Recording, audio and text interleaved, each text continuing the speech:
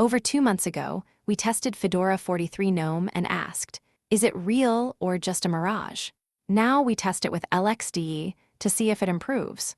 We begin the installation by selecting the language, keyboard layout, choosing the disk, and partitioning it using the Use Entire Disk option. Next, we enter the system name, username, password, and password confirmation. We then enable the root account and set its password as well. We wait for the installation to complete. In theory, a lightweight desktop should improve performance, but this is not always the case. The system boots for the first time. Upon entering the desktop, it asks for the password. We enter it and are greeted by the characteristic wallpaper. We review the desktop environment, the panel, and menu with the default applications. We then open the terminal and increase the font size. We install the Fastfetch package to obtain system information. After that, we install Sysbench to run benchmark tests. We run Fastfetch to display system information.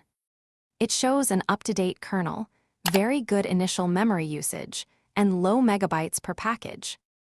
We run commands to verify and compare the information reported by Fastfetch. The system does support the Y2038 bug fix, and the boot time is very good. We run Sysbench to evaluate CPU performance using 1 thread and then 5 threads. The results are average compared to other distributions. Next, we test threads and mutexes to evaluate concurrency and locking. Concurrency is not handled well, but locking performance is good. When evaluating memory read and write performance, we obtain very strong results compared to other distributions on the same computer. Regarding input and output performance, specifically disk read and write speeds, the results are relatively low compared to other distributions. We then run the top command to measure Firefox's memory usage with 4 tabs open, and the resulting average value is very impressive. We have now completed the installation, review, and performance evaluation of Fedora 43 with LXDE. Next, we present some important conclusions. Fedora 43 with GNOME turned out to be a mirage, but when evaluated with LXDE, Fedora returns to reality with solid performance.